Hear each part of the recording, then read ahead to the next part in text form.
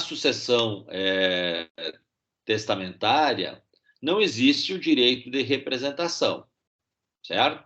Então, se não existe o direito de representação na sucessão testamentária e um herdeiro ou legatário for pré-morto, a prole desse herdeiro legatário, os herdeiros, os descendentes desse herdeiro legatário, não recebem. Ao contrário da sucessão legítima. Lembram da sucessão legítima? Se um herdeiro legítimo fosse pré-morto e tiver descendentes, os descendentes o representam, certo? Mas não existe isso na sucessão testamentária. Então, se o testador deixa uma determinada herança para alguém, e esse alguém morre antes dele, lógico que o falecido não vai receber, nem a sua estirpe, nem os seus descendentes, nem a sua família vai receber. Simplesmente caduca a herança ou legado, não tem ninguém para receber. Então a herança volta, aquela parte deixada em testamento, volta para a sucessão legítima e vai ser repartida entre os herdeiros legítimos, certo? Então não existe representação na sucessão testamentária. Por não existir representação na sucessão testamentária, existe o instituto da substituição. A substituição nada mais é do que o próprio testador, pensando na hipótese de que aquela pessoa nomeada por ele poderá estar pré-morta, então ele próprio testador já nomeia substitutos para aquela pessoa. Já diz assim, ó, deixo 10% da minha herança para A. Se A não puder ou não quiser receber, ficará com B. Certo? Então, ele próprio, testador, já nomeia quem ficará com aquela herança se aquele nomeado por ele não puder ou não quiser receber. Entenderam a ideia da substituição? Ela, na verdade, supre a falta de representação. Porque se não fosse assim, então simplesmente a herança deixada para aquela pessoa iria para o Monte Mori e seria repartida entre os herdeiros legítimos. E pode ser que o testador queira beneficiar uma outra pessoa, caso a primeira não queira ser beneficiada ou não possa ser beneficiada. Então, a substituição é isso. É nomear substitutos para os herdeiros ou legatários originários. Isso o testador pode fazer livremente, quantas vezes quiserem, quantos substitutos ele quiser nomear, e de várias formas ele pode fazer isso, certo? A primeira forma, que é a substituição simples ou vulgar, foi esse exemplo que eu dei. Deixo para A, se A não puder ou não quiser, ficará com B. Se B não quiser ou não puder, ficará com C. Se C não quiser ou não puder, ficará com D. E assim sucessivamente. Então, a simples ou vulgar é substituir um pelo outro. Se o primeiro não quis, fica com o outro. Se o segundo não quis, fica com o terceiro e assim por diante. Certo? E é simplesmente nomear substitutos. A substituição recíproca ou correspectiva é quando eu nomeio vários herdeiros e nomeio eles substitutos uns dos outros.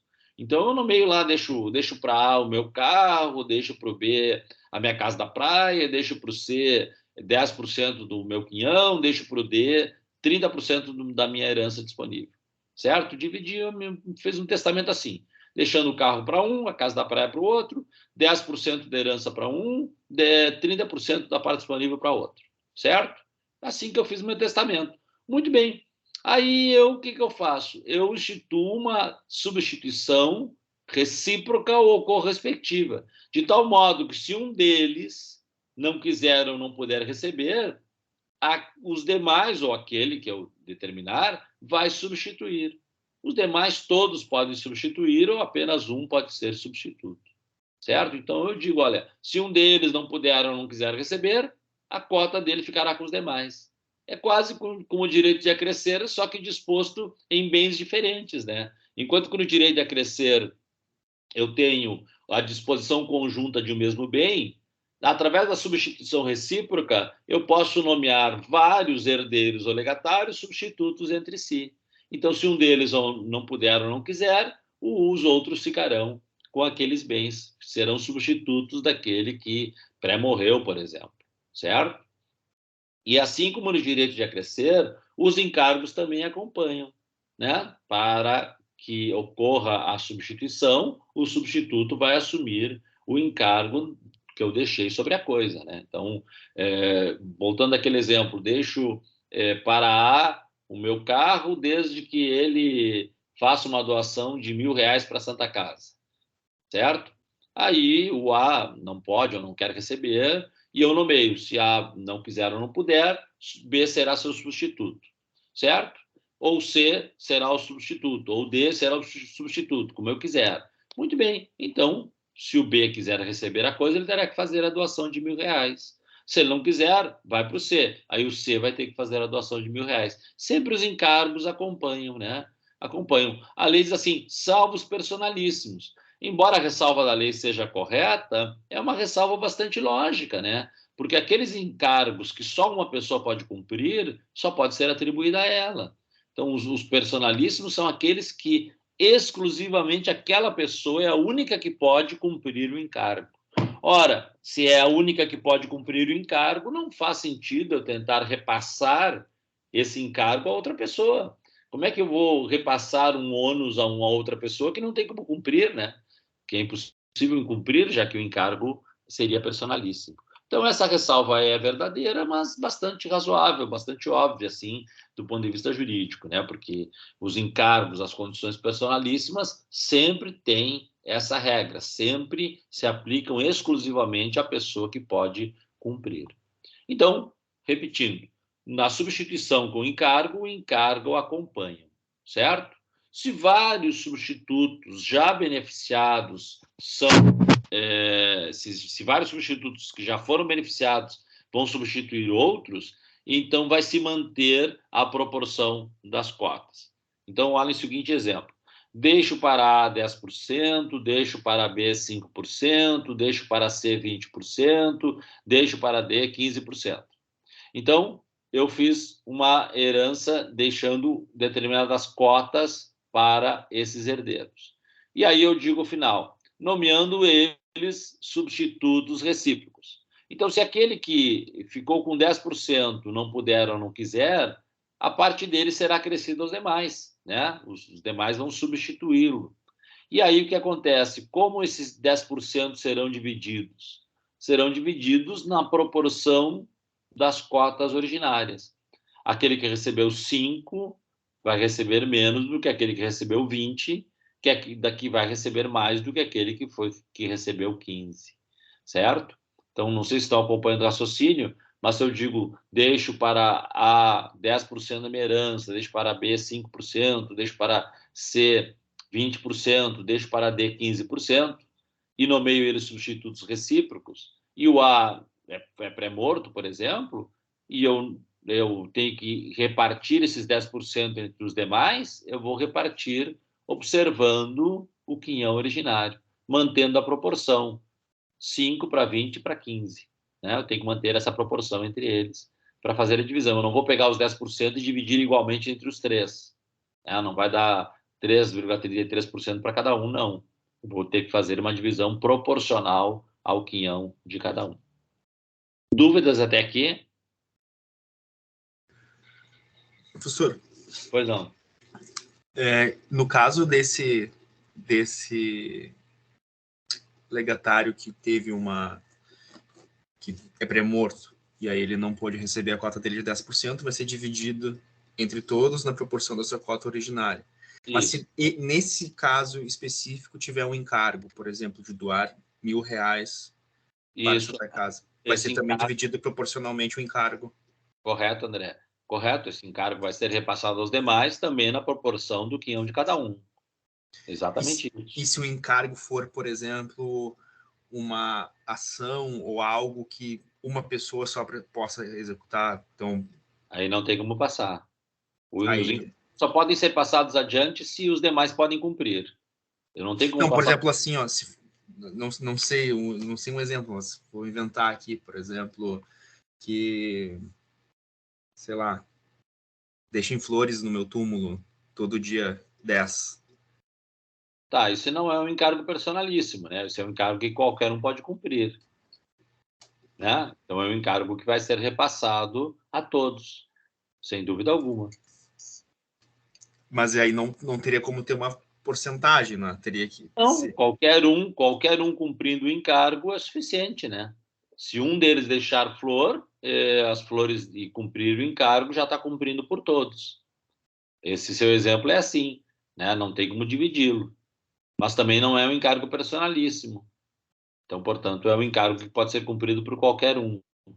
Então, no seu exemplo, eu não preciso dividir proporcionalmente o encargo. Eu posso dividir em dias ou em semanas, já que tem que colocar flores toda semana, eu posso dividir esse encargo em semanas. Quantas semanas cada um terá que cumprir?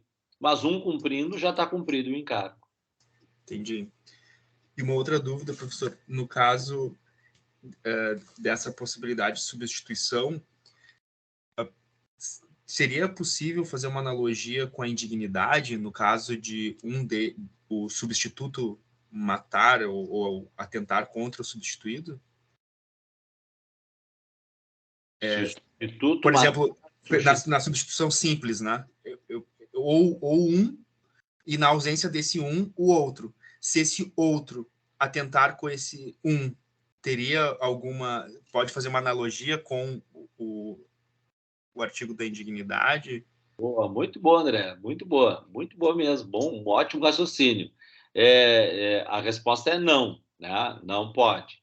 Lógico, se essa pessoa, esse substituto, matar o substituído e esse substituído for parente, tiver aquela relação de parentesco estabelecida na indignidade, aí sim, você pode tranquilamente estabelecer uma exclusão por conta disso, certo? Aquele que atenta contra a ascendente do outro e assim por diante. Nenhum problema. Mas veja, se não houver nenhum parentesco que se enquadre na indignidade, não tem como. Não tem como, não há. Mas é bem interessante mesmo. Dá um filme aí, né? Daí o Brasileiro, né, professor? é, O brasileiro sempre pensando nisso, né? para substituir, né? Interessante. Mas sabe por que não dá para aplicar, André? Porque o Instituto da Indignidade é um instituto que retira direito sucessório, certo? Ele é um instituto de restrição de direitos. É um instituto que acaba impedindo o exercício do direito sucessório. E a interpretação que se faz de qualquer regra que retire direitos de alguém, que restrinja direitos de alguém, é sempre feita a interpretação também de modo restritivo. Você não pode aplicar regras de restrição de direitos através de analogia ou a equidade ou qualquer tipo de semelhança. Não tem como fazer essa comparação. Então, sempre que você tiver uma regra que restringe um direito, você só pode interpretar essa regra de modo restrito, literal, certo? E não tem como ampliar as hipóteses, então. Mas está aí uma hipótese interessante de se ver regulamentada, né? O substituto matando o substituído para ficar com a herança. Muito interessante mesmo. Bem interessante. Ou mesmo um ato, assim, uma ofensa, por exemplo, alguma dessas questões, né? Não, mas eu gostei mais de matar, né? Porque o matar leva a ele ser beneficiado diretamente pela herança, né? E aí está uma situação que a lei não traz, né? A lei não partiu dessa ideia de que uma pessoa poderia praticar esse crime. Então, se não há relação de parentesco entre eles, então, e não há como caracterizar a indignidade, não tem como, né? Vai receber mesmo. Bem interessante isso aí. Muito interessante mesmo a hipótese, André. Obrigado. Muito bem. Essas hipóteses que eu falei até agora são as substituições. Acontece que o fideicomisso, que nós já referimos algumas vezes, é uma substituição também testamentária.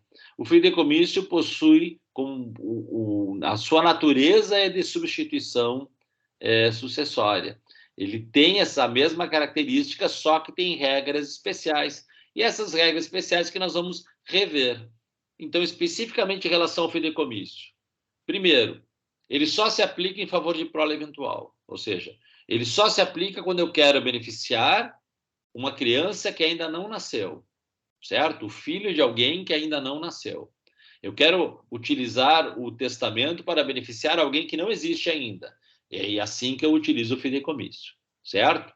Através do fideicomisso, eu deixo a herança para uma pessoa chamada fiduciário, e essa pessoa vai repassar a propriedade, portanto, a propriedade do fiduciário é uma propriedade resolúvel, ele vai passar essa propriedade para o fideicomissário, que é a prole eventual. O fideicomissário é aquela criança que eu disse, ó, filho do meu irmão, filho do meu sobrinho, filho do meu amigo, né? Que ainda não existe, que ainda não nasceu. Então, o fiduciante é o testador, o fiduciário será o primeiro proprietário dessa herança e ficará com essa herança até o fideicomissário nascer, até a prole nascer. Quando a prole nascer, ele passa para a prole a propriedade desses bens.